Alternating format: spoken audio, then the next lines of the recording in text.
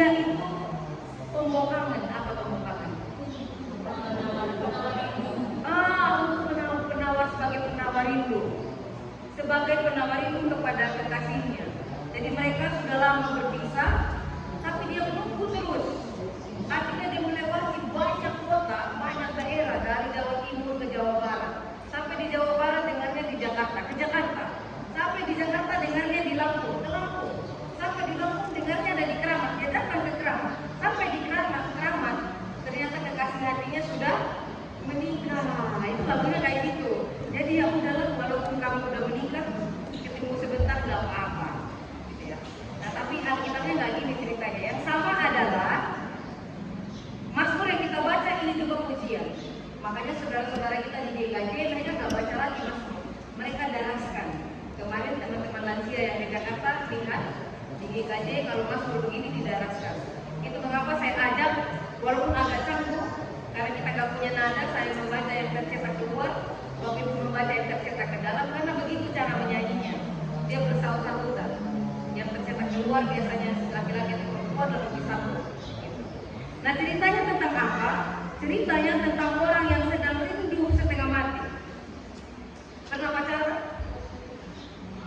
Bu Yuyu langsung nikah dijodohi atau pacaran? Jujur, benar jujur. Pernah pacaran Bu Yuyu? Pernah ya? Pernah gak rindu?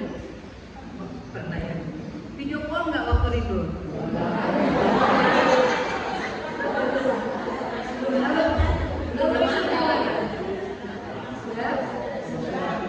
Kalau rindu? Ketemu. Oh kebetulan di satu tempat ya. Kalau dulu tulis surat, ada surat itu disimpan sampai udah tua, tunjukkan kepada anak-anak. Ini surat cinta Bapak Ibu. Gitu ya. Kalau pacarnya sudah pakai HP nggak Pak? Oh sudah ya. Pasti sudah pakai HP. Atau sudah? HP. Ya. Kalau ibunda dari Pasis mana? Di belakang. Ibu siapa? Iya. Dulu pacaran sama bapak pakai apa? Pakai surat? Oh itu Bu yang di sana ya? Bu yang pakai apa sama bapak dulu? Oh, langsung ketemu ya? Ya, jadi ingat-ingatlah yang masih berdua, yang sudah sendiri dalam ruangan ini, ingat-ingatlah bagaimana perasaan waktu rindu saat itu. Wah setengah mati. Kalau tulis surat aku gak bisa makan hari ini. Kamu terus aku ingat gitu ya. Sayur gak rasa garam, nasi gak rasa enak gitu ya. Pengen ketemu aja gitu. Rindu sekali gitu. Kalau gak ketemu gak puas saat itu. Nah Bapak Ibu, ini Mazmur yang kita baca yang bahasanya kaku begitu. Ternyata itu hanya bercerita tentang orang yang rindu. Ini Mazmur yang kita baca pada siang hari ini. Itu juga adalah lagu yang diulang 2 kali, ada 2 bait. Bait yang pertama itu ayat 1 sampai ayat 5, lalu rest itu di ayat yang ke-6. Lalu bait yang kedua ayat 7 sampai ayat 11, lalu rest di ayat yang ke-12. Makanya kalau Bapak Ibu Saudara perhatikan, ayat 6 dan ayat 11, 12 itu sama. Itu rest dari lagunya. Mengapa engkau tertekan hai jiwaku dan gelisah dalam diriku? Berharaplah kepada Allah, sebab aku akan bersyukur lagi kepadanya, penolongku dan Allahku. Itu diulang lagi di ayat yang 12. Nah kita lihat di ayat yang pertama saja. Ini Bapak Ibu pasti tahu lagunya. Berbiru sayangmu, biru aliran sungaimu, ya.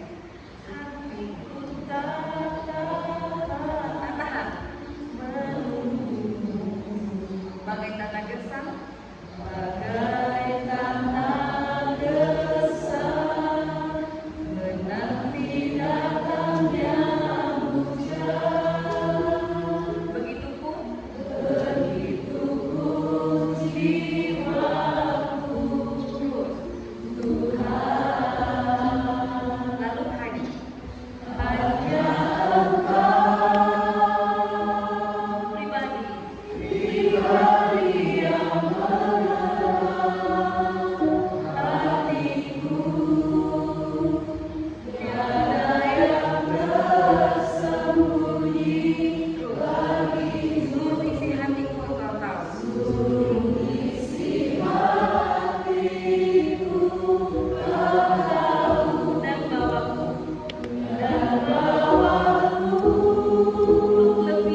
lagu lagi.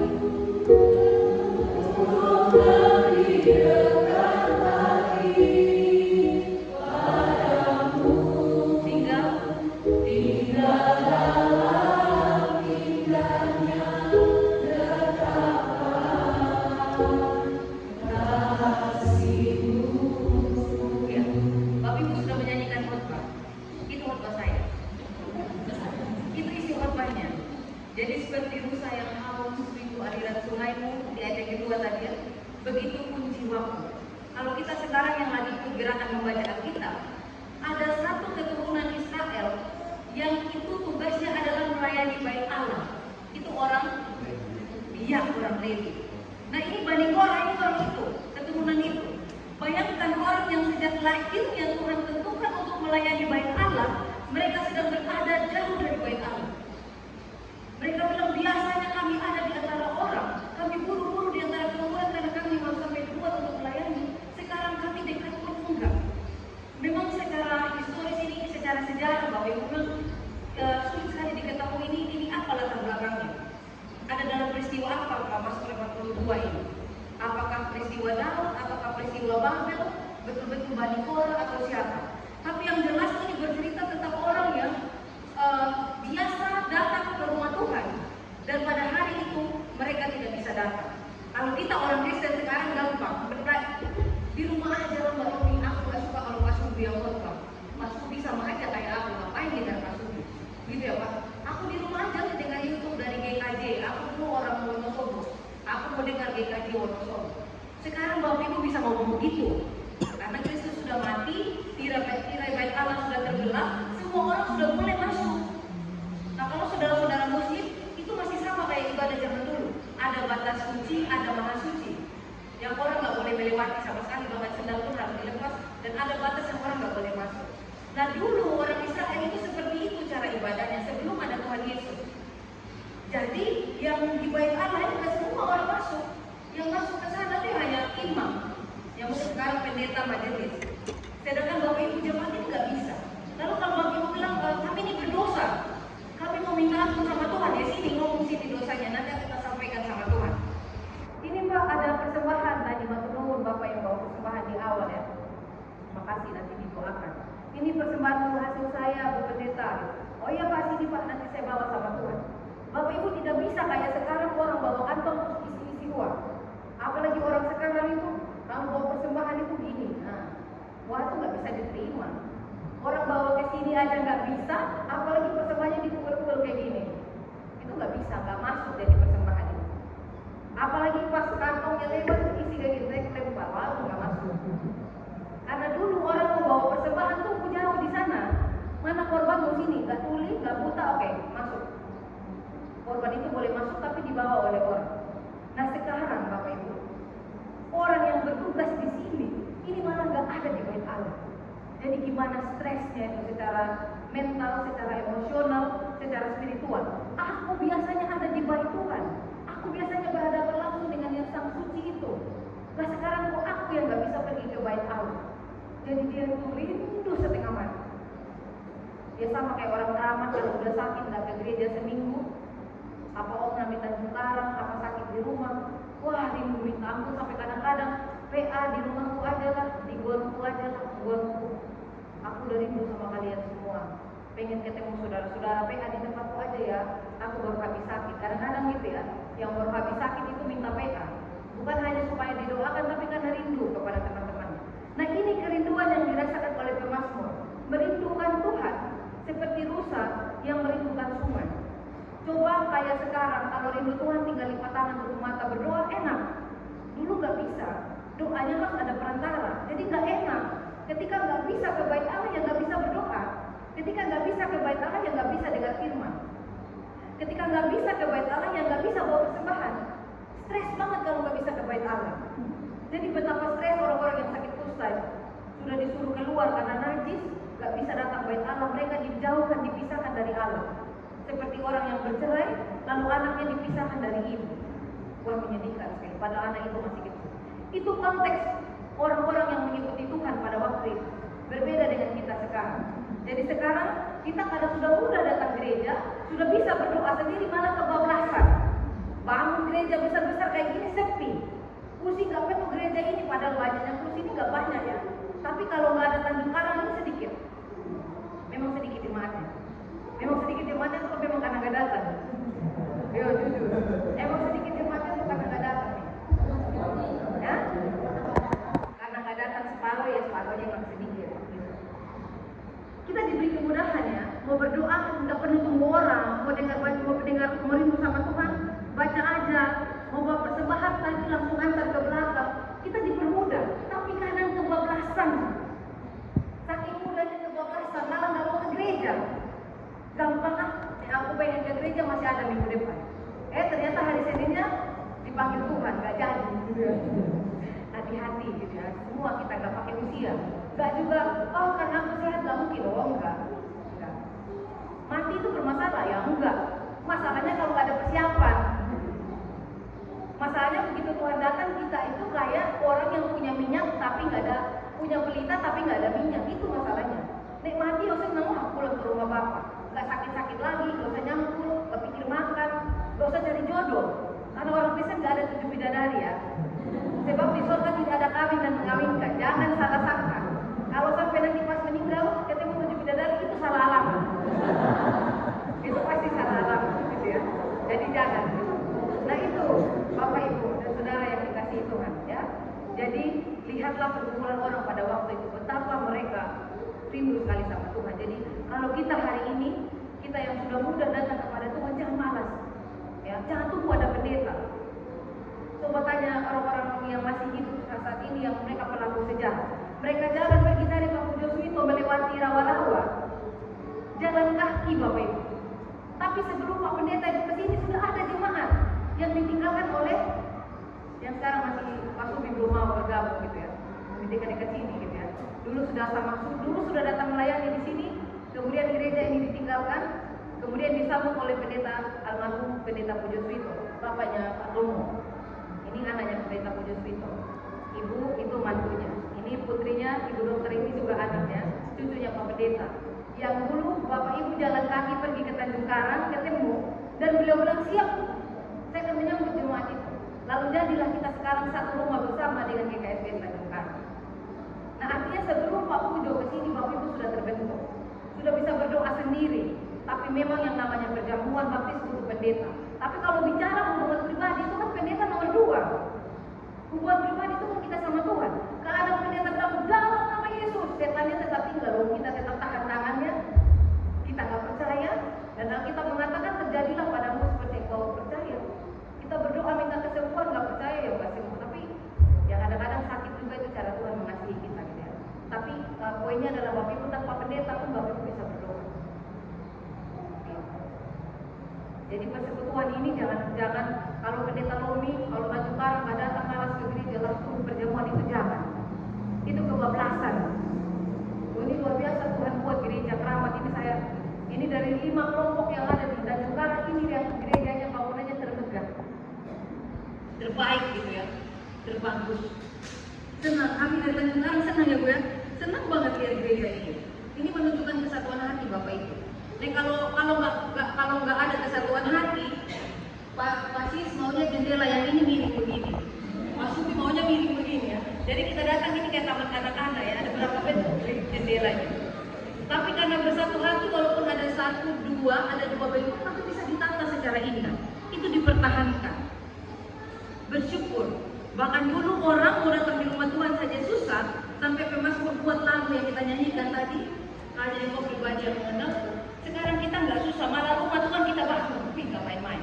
Daud Tuhan bilang kayak engkau, tanganmu kotor dengan darah, engkau berzina, kau ambil istri orang, kau bunuh suami orang, kau tidak akan layak untuk membangun bait Allah. Tapi Bapak Ibu sekarang kalau mau Daud, puji sama Daud itu luar biasa ya. Kalau bisa Daud itu luar biasa dalam pikiran Bapak Ibu. Tapi Daud itu orang yang tidak diizinkan membangun bait Allah, karena darahnya suami orang ada di tangannya. Dia ngintip, dia sudah pelecehan, ngintip orang mandi, ambil lagi, nikah lagi, bunuh lagi. Dan Tuhan katakan kepada Daud, kau tidak boleh membangun rumahku yang kudus dengan tanganku yang berdarah. Yang akan membangun rumahku adalah Salomo. Nah sementara jemaat Keramat dipermudah. Siapa yang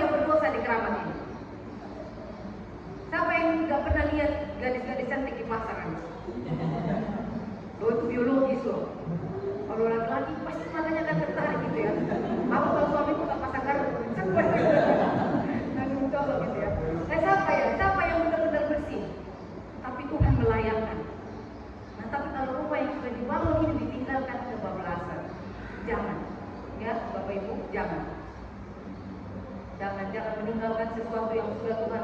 Jadi sebenarnya nggak mudah kita bangun gereja, nggak layak kita sebenarnya. Tapi kita dilayakkan untuk bangun dengan tangan kita yang tidak suci sama sekali. Sama sebentar kita mau maju makan di meja perjamuan ini, mungkin ibu pendeta nggak tahu, mungkin pasangan kita juga nggak tahu, tapi Tuhan tahu betul apa kotoran yang ada dalam hati kita. Tapi kita boleh maju. Jadi meja perjamuan ini anugerah.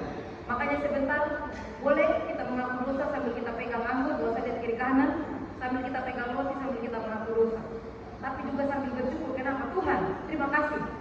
Karena saya boleh menerima apa yang tidak layak saya terima. Yang bahasa gaulnya itu disebut anugerah. Jadi anugerah itu adalah sesuatu yang tidak berhak saya terima, tapi dikasih sama saya. Itu anugerah. Dan meja perjamuan ini anugerah. Karena saya sekalipun pendeta saya tidak berhak. Kita mengatakan siapa yang mengatakan dia tidak berdosa, dia lelah. Karena bukan menipu orang lain dan Tuhan, tapi menipu dirinya sendiri. Jadi betul-betul meja perjamuan ini adalah anugerah. Ketika kita boleh maju di meja perjamuan. Jadi Bapak Ibu kalau nggak ada masalah nggak usah boleh perkor kalau mau lihat, gitu ya. Kalau ke gerejanya lagi aman-aman nggak usah buat masalah. Sampai nggak bisa ke gereja karena amarah, karena cemburu, karena dengki, karena merasa kurang dihormati, nggak usah cari-cari masalah. Udah bisa ikut perjamuan aja udah bersyukur. Karena kita udah berdosa juga sebenarnya. Nggak usah tambah-tambah dosa gitu. Nggak usah. Karena ini anugerah. Ini luar biasa. Tadi dikatakan bahwa pemazmur ini dia di mana alam orang mengolok dia. Ini yang saya maksudkan. Tadi lagu yang di awal dia ditinggalkan, tetapi Tuhan menyambut dia. Itu lagu yang dinyanyi. Tapi Tuhan angkat beta, memperbaiki kehidupan beta. Tuhan angkat saya, Tuhan perbaiki kehidupan saya. Nanti oleh KWJ, bahkan satu helai rambut saya pun tidak akan pernah gugur kalau Tuhan tidak berkehendak. Artinya nggak ada orang yang berkuasa atas diri saya, sehebat apapun dia. Memang kalau mau terjadi itu atas kehendak Tuhan. Sehingga ketika pemazmur diolok, di mana Allahku, Allahmu, dia nggak gentar. Ya, jadi Bapak Ibu, pemazmur ini mau mengatakan bahwa hidup ini tidak selalu baik. Ada waktu, ada masa yang tidak baik. Tapi kita lihat pemazmur ini dalam masa yang tidak baik dia nggak marah-marah. Dalam masa yang tidak baik dia menyanyi dan Bapak Ibu senang tadi nyanyi lagu, hafal malah lagu. Kenapa harus senang di dalam masa yang tidak baik? Karena Tuhan itu bukan seperti kita. Ingat lagu yang tadi di awal sekali lagi. Ketika saya milih jalan yang salah, saya ditinggalkan. Tuhan nggak kayak gitu. Dia cari. Makanya sebagai pendeta kadang ada jemaat yang menjengkelkan, saya sebel. Tapi saya dipakai jadi hamba yang untuk mengembalakan. Sedangkan gembala itu dia bahkan yang nakal yang dia cari. Ya udahlah, jalan lah. Model-model kayak gitu. Kadang-kadang malas. Tapi kalau bilang itu kerjaanmu, karena itu pekerjaanku. Mencari yang suka boleh-boleh berkorol, yang nggak ada perkara cari, gitu ya, cari kerja, itu cari. Karena Tuhan itu cari, dia cari kita, dan Tuhan tidak meninggalkan kita. Dalam keadaan baik, dalam keadaan yang tidak baik Tuhan ada. Ada waktu kita merasa hati kita jauh daripada Tuhan, itu hanya perasaan kita. Tuhan tidak pernah meninggalkan kita, ya, Bapak Ibu. Jadi bukti Tuhan tidak meninggalkan kita, Tuhan tahu dosa saya dan Bapak Ibu. Tapi hari ini meja perjamuan sedang memanggil kita untuk maju di dalam meja perjamuan. Jadi Tuhan tidak pernah meninggalkan kita. Jadi mari kita menyambut perjamuan ini dengan hati yang penuh syukur. Dan satu lagi Bapak Ibu, kalau ada di antara kita orang yang sama seperti Rusa ini yang sedang merindukan air, mohon belas kasih, mohon kerendahan hati Bapak Ibu, jangan bosan-bosan. Ya, pergi cari, pergi kejar terus. Kita bukan Tuhan, kita manusia, tapi jangan lelah. Ya, jangan sampai hilang. Lakukan segala cara yang bisa kita lakukan dan minta kepada Tuhan. Karena Tuhan yang berhak untuk mengeraskan dan melembutkan hati orang.